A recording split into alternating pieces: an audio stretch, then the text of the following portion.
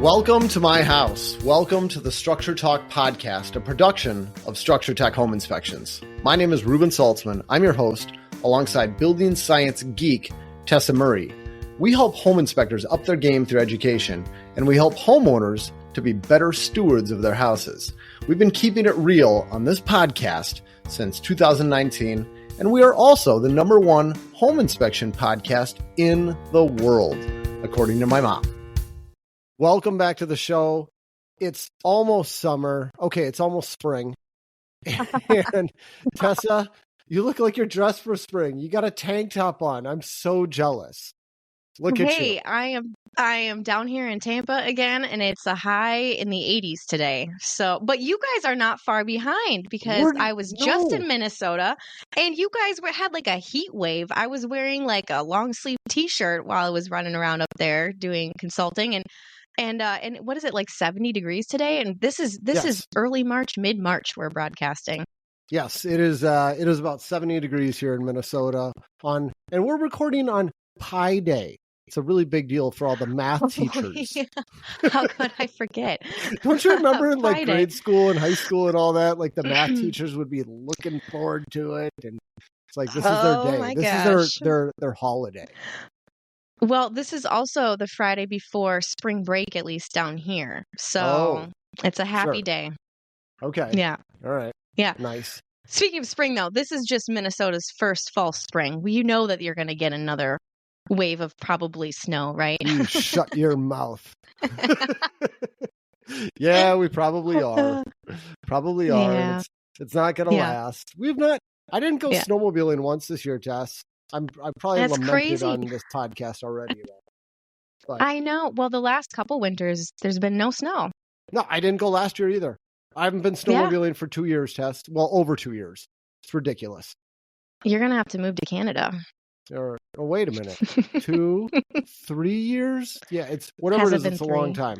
Yeah. Wow. I may have to move to Canada. Crazy. You're right. Or just move down to Florida and just embrace it. And, go the other direction. Yeah. Yeah.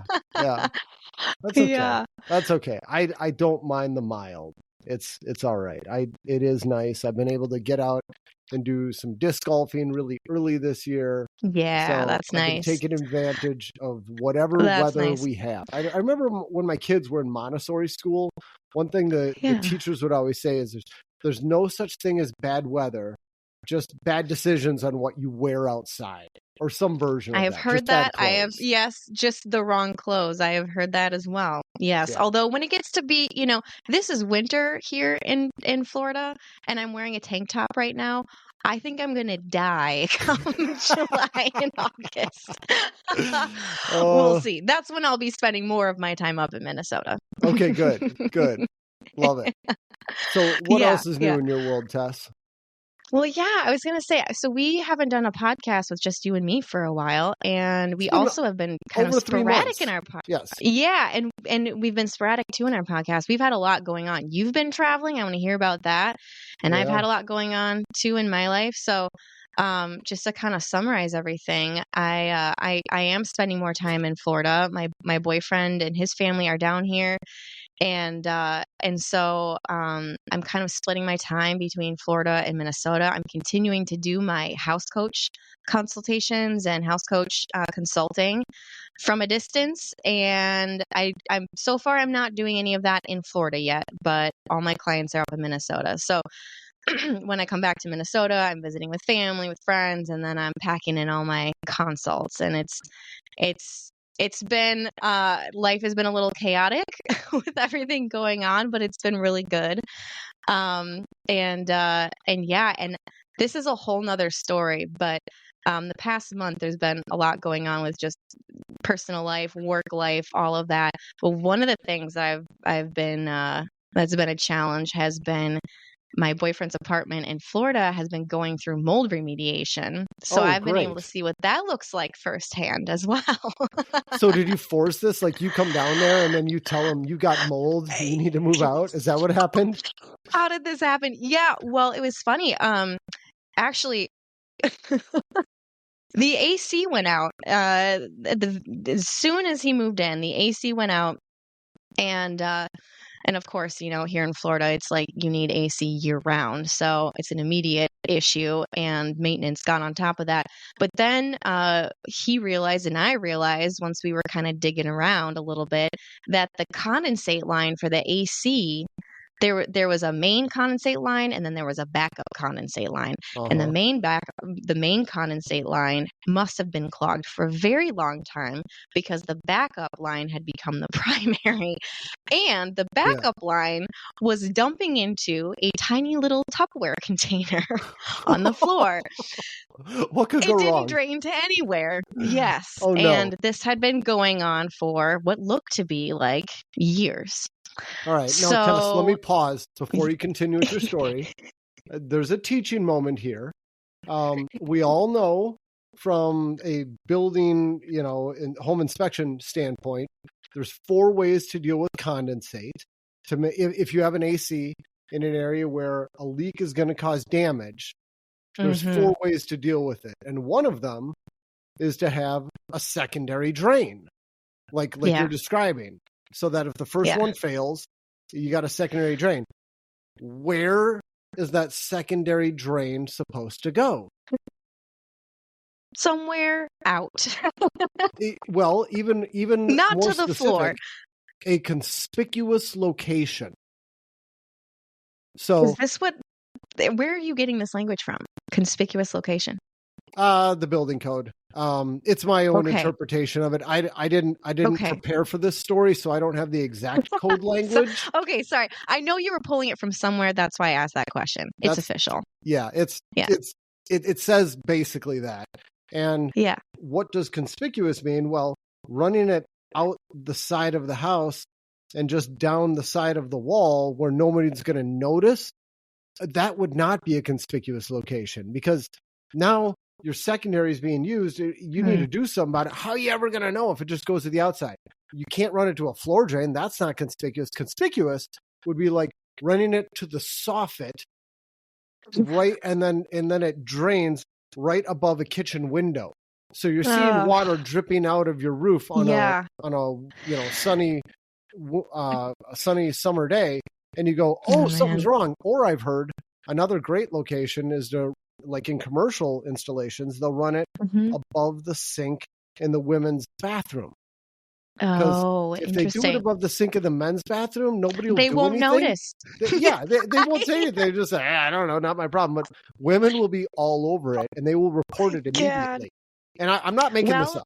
So that was just a quick tangent. I can believe you. So we removed, there was this kind of pan underneath the AC unit, the air handler in the closet, removed that and was looking underneath the unit. And there's this dead space that's probably 4 feet deep by 2 feet wide by 1.5 feet tall.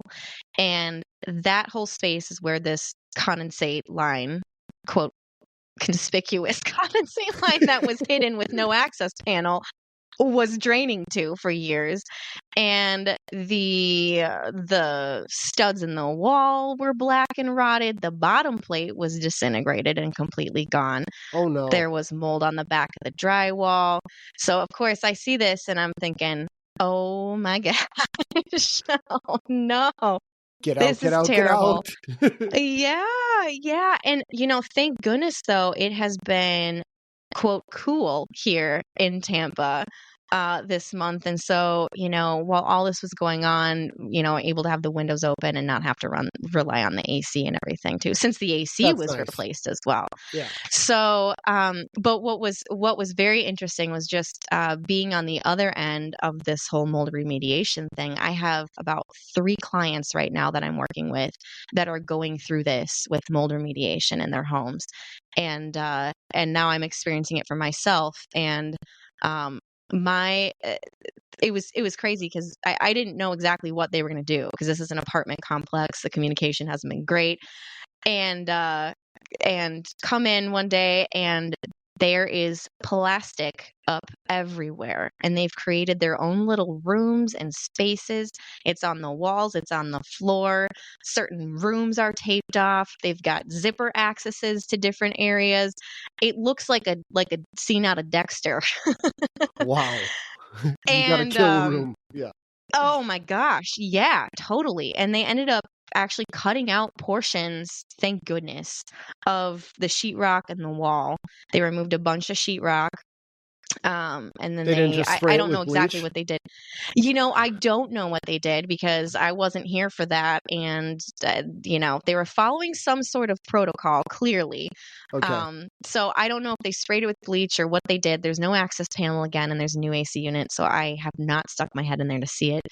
But it was serious, and it was about a week long. So, and then this is interesting too. They came in after that and they scheduled duct cleaning. So Oh, that was a surprise okay. to me as well.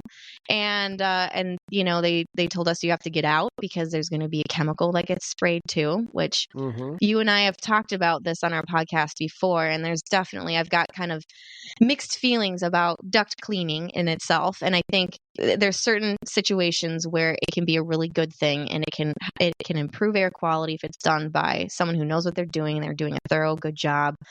But there's other situations and there's other, research that's been done that shows that duct cleaning can just kind of make your indoor air quality problem worse, and it can kick up all these things into the air, and it's not Yeah. cleaned properly, or all these other things.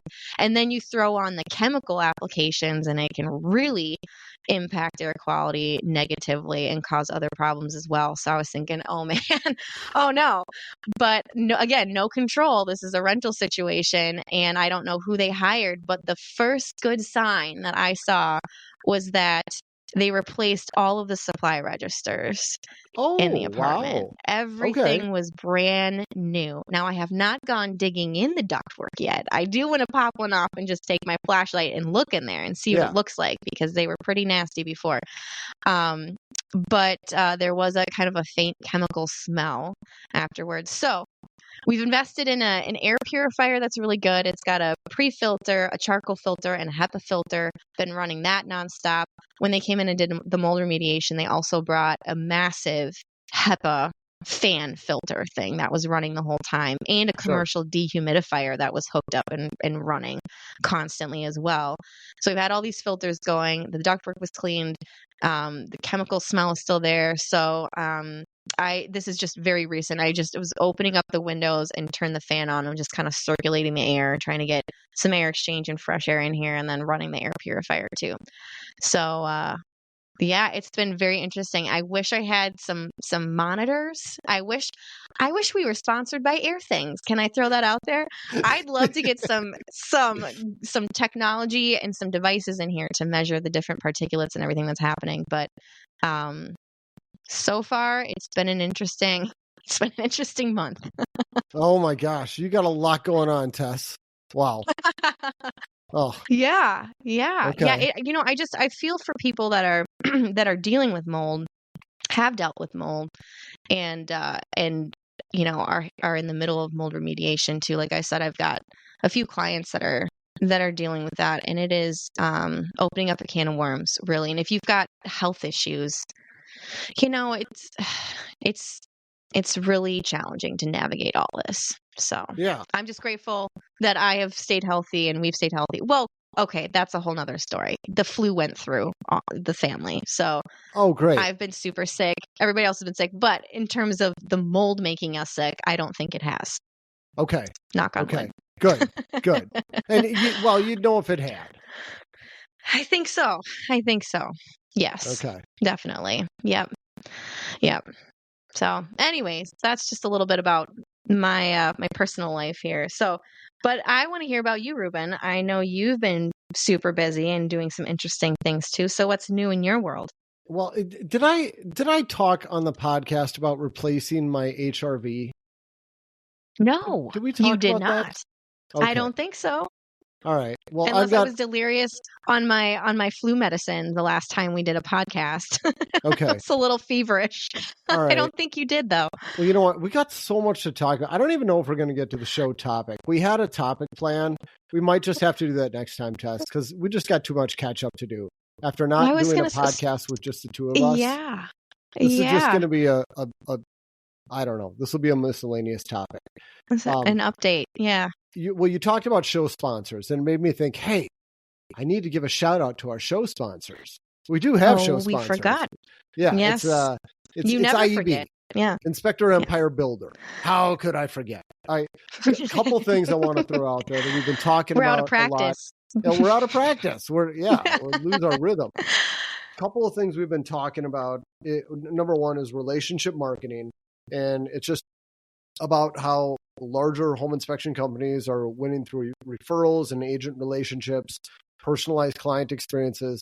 Another thing we've been talking a lot about is AI and how to use that in the inspection industry. And yet another one is hiring and scaling. So those are a few of the bigger topics we've been chatting about lately. And there is an event coming up at the mid-May. I don't have the exact dates in front of me, but it's called IEB Unite.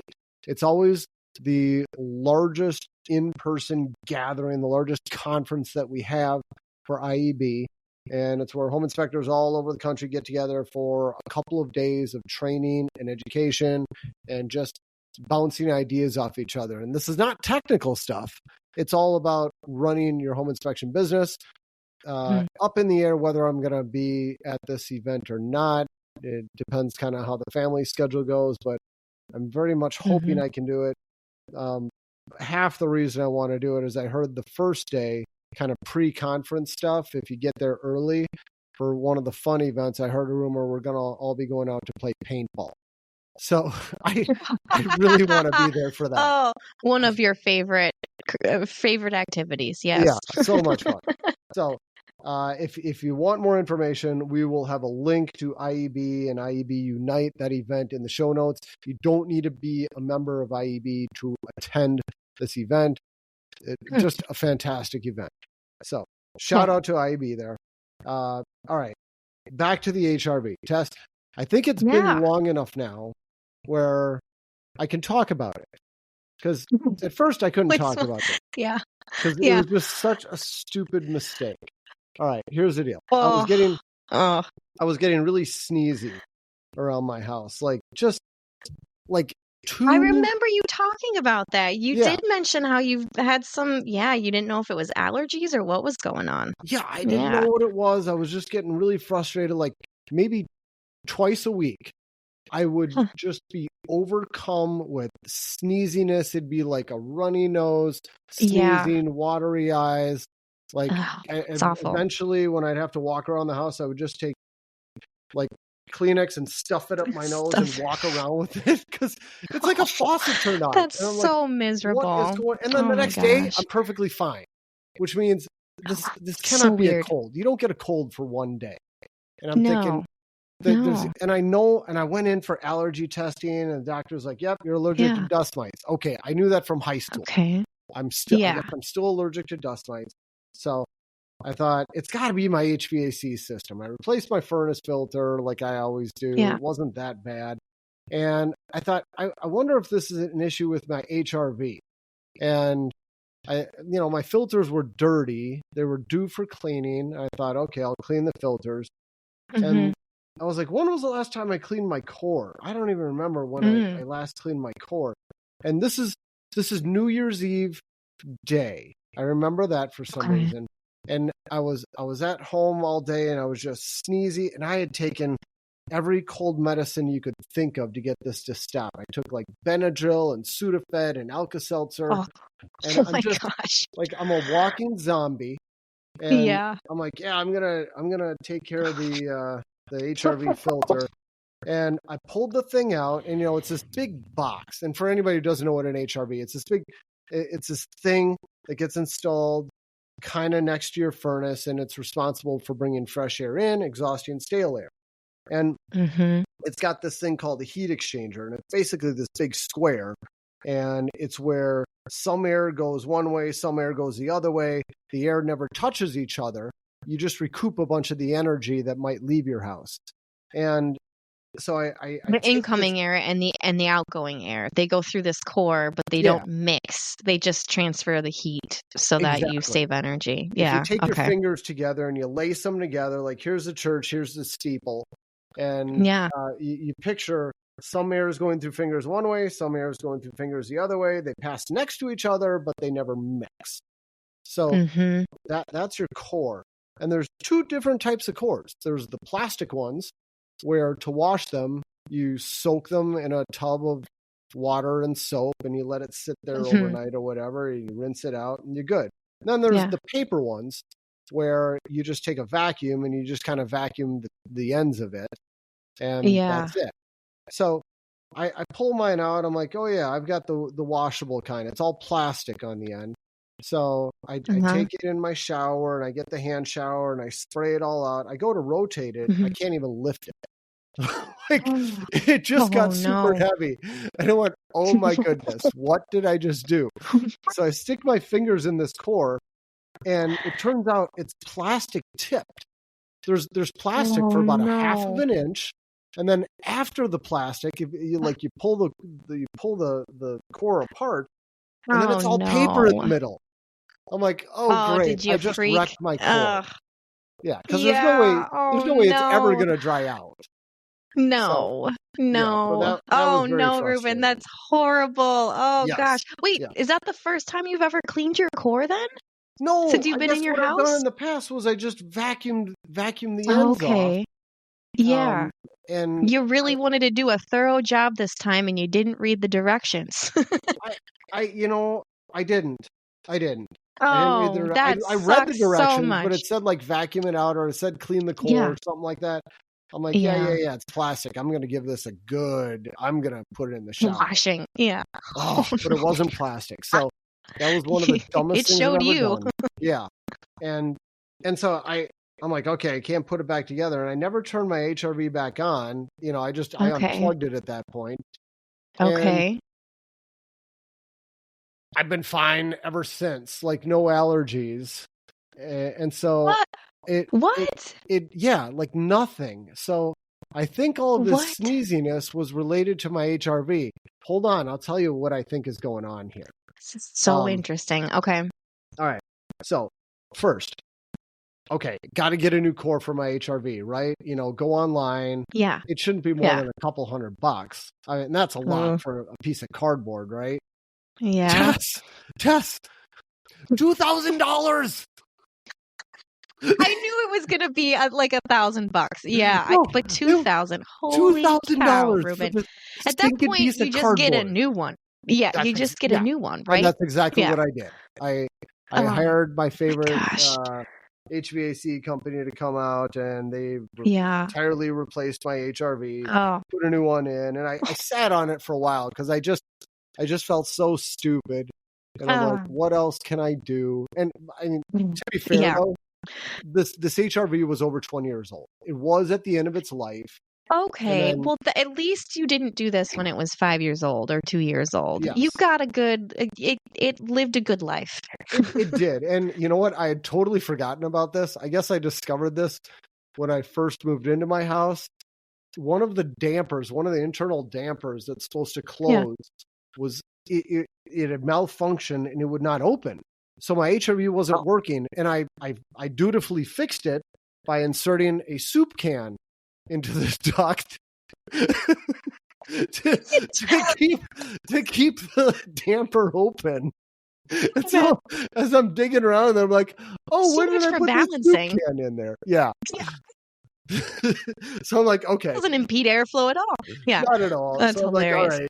You know what? It's due. I needed to replace this a long time ago. Oh my gosh. I must have done this at the end of the season. Been limping along. About it. So I got a new HRV now. The day after they put it in, or maybe 2 days after they put it in, I get sneezy again. And I'm like, okay, there's a problem. And so I think I figured it out. I'll follow up on a future podcast, but I think I know what the issue is. In my living space, kind of in the entryway, right where I know the duct for the outside air passes, there's a cold spot on my floor. And I mean, you can feel it when you stand on it. It's like right in the middle of living space. It's living space below, it's living space above, but there's this big cold spot, like a 1 foot, where it's just icy cold on the floor. And I mean, you can see it plain as day with an infrared camera. And I always thought that's got to be my combustion air intake. But now I'm thinking, no, it's not my combustion air intake. It's the intake for the HRV. It's ripped apart. It's disconnected. My HRV is taking dusty air from the floor space and it's passing it through the HRV. I think that's what's happening. So next step is I'm going to tear open my ceiling and I'm going to get to the bottom of it. I have an idea. What if you take a smoke puffer or a fog machine and you put it outside of the intake on the outside of your house next to the intake vent? Yeah. And then turn on your HRV and open up the door. And if you get a bunch of smoke coming in through your HRV, you know it's pulling from the outside, as well as maybe the floor cavity too. But at least it's connected to the exterior before you start ripping open ceiling. Some air is coming. Yeah. I might, but I'll still be unsatisfied with knowing that there is something that's definitely disconnected at the ceiling. Because why is my floor cold? So well, okay, and this is during wintertime. Your floor is cold. It's not when you're running your AC. It's okay. There's a cavity that's cold in your floor space. Yeah, in the middle of the floor space. In the middle of the floor. So, oh my gosh, to be continued. Wow. Okay. Think about all the houses that have ductwork that's running through floor cavities, through framing members. It's not actually ducted. I know this is a thing that has evolved over. I mean, I think the energy code requires that ductwork be ducted now. And especially in new construction, if you've got ductwork going through unconditioned living space, it has to be sealed, and they're doing AeroSeal, all these things to make ductwork more tight. But there's so many houses that just use floor cavities for return ductwork, supply ductwork.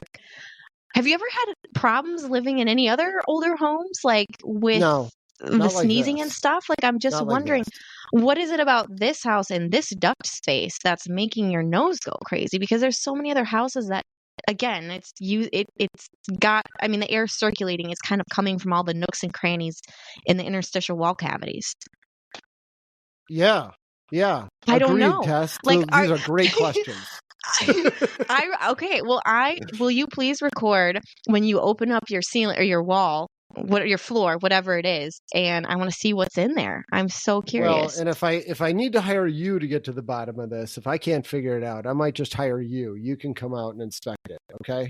Well, I've thought maybe I need Tessa out here.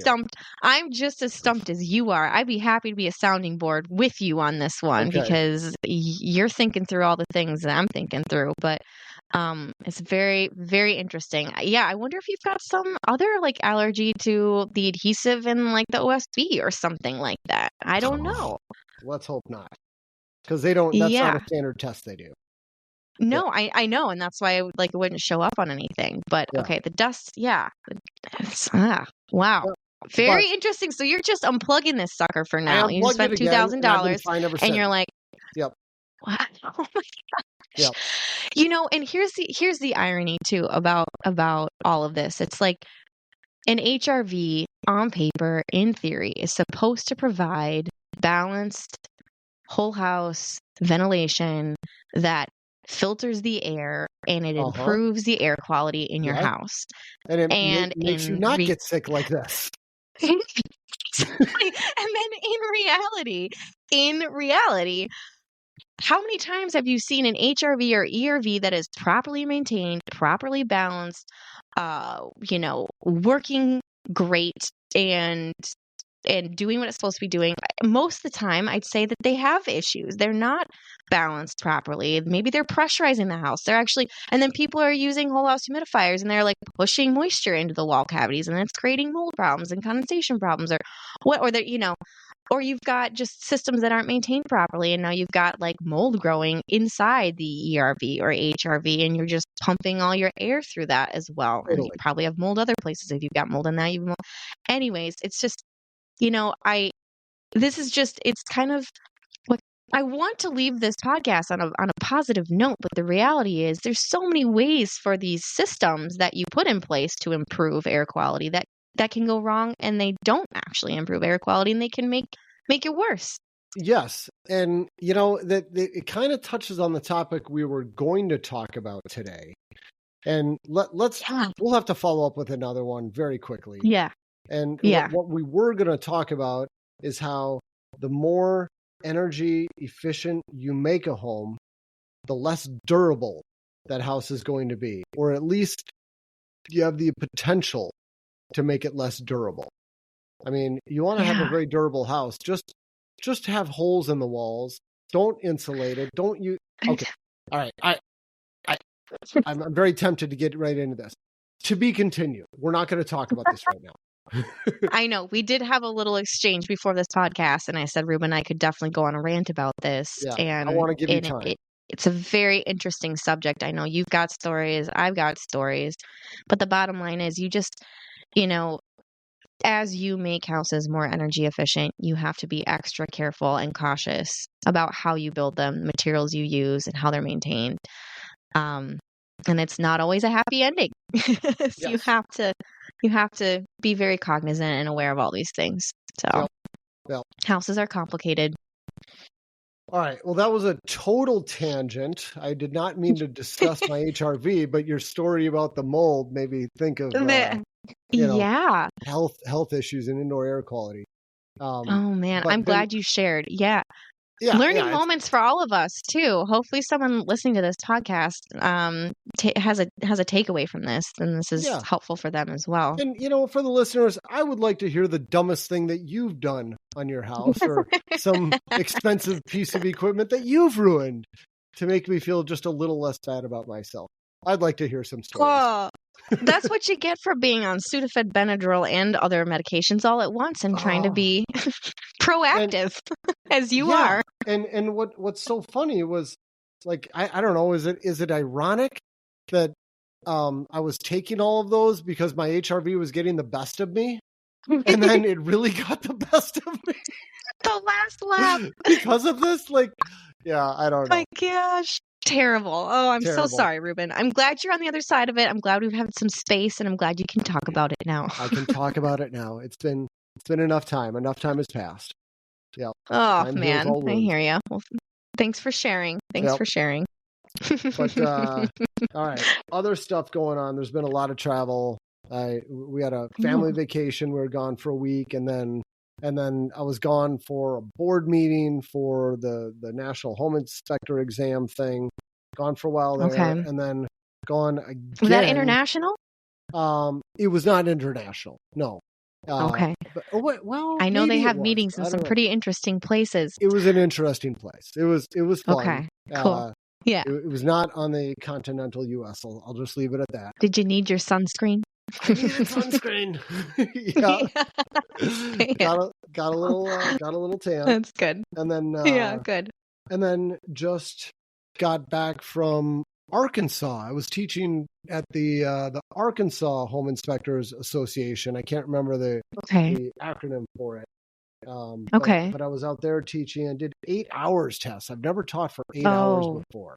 So that was a marathon. That's the first time you've done 8 hours all at once? Okay. Yeah. Not in one day. I split it up in 2 days. But normally if I go out to teach, I'm like 4 hours tops. And then I had one association convince me to do 6. And then these guys, I let them talk me into 8. And it was a lot. But it was really good. I mean, had a lot of good discussion with those guys. Yeah. Oh, that's great. What were the classes that you were teaching? It's the only 3 that I've written. I've got one that I do on water intrusion. It's 2 Great hours. Class. And then I've got another one where it's focused on new construction. Okay. And then the 4-hour class is on old houses. And it's all the stuff that we see on those. And I was able to skip a lot of it because I kept asking the group, like, all right, you guys have HRVs in your area? On new construction. Like, you guys have HRV? No? All right, then we'll skip it. Skip it. You guys have fuel oil tanks? No? Okay, then we'll skip it. And I'm skipping like 20 slides at a time, just flying through topics. But I still I'm sure had no problem filling the time. Well, that's great. Yeah. And it's teaching in person, as you know, and I think you agree, is always so much more fun than teaching on like Zoom or to a screen where you have zero interaction. So did you have some good questions from people in Arkansas about like specific things that they see that are a problem they were bringing up in your class that you didn't have any slides on? Like, I'm curious what they were concerned about. Well, it's not anything new. It's all the same stuff that we end up looking at. I mean, they've got a ton of vinyl siding. It was interesting because, I like to ask people during the class, all right, how many people use a moisture meter? And just about every class I teach, every hand goes up. Everybody's using a moisture meter. All right.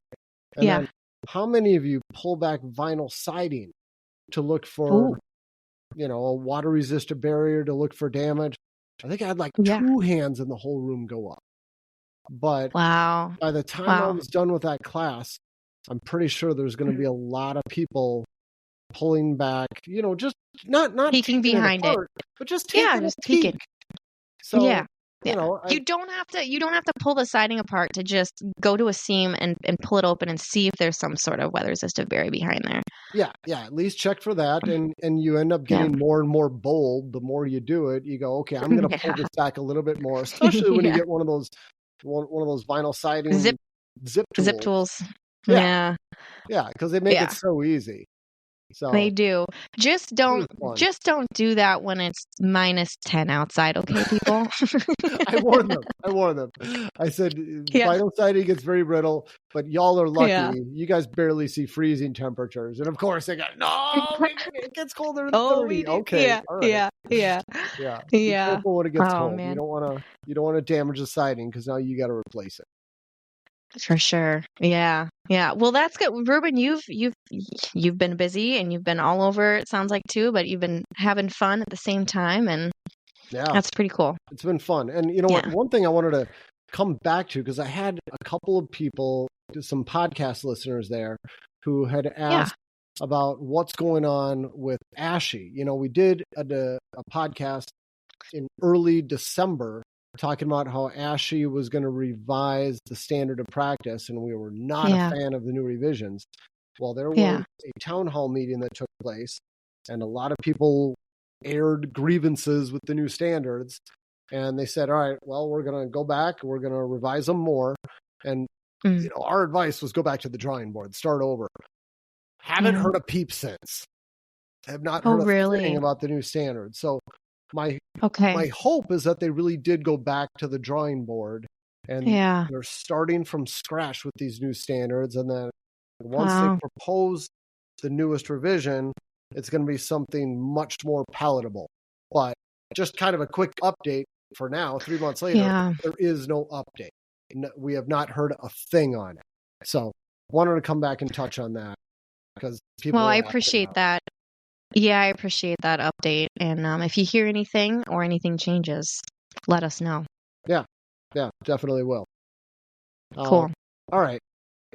And then, one more follow-up. Yeah. We talked about water heaters and anode rods and how, they disintegrate. If you don't know what I'm talking about, go back and listen to some episodes we had in December or maybe November. A little bit of a follow-up on that. I've helped a few people, family members, friends, coworkers, replace their anode rods. And really, in every case, there has been nothing left. We have no had anode rod, either a wire stick or no wire at all. It's been completely gone. So this is a real thing. It's happening all over. I'm not done. I will have probably a follow-up blog post about a year from now, sharing all of the photos I've taken and documenting what different cities it's been in. But and the age. I mean, what's the newest water heater that you're finding that the anode rod is completely gone in?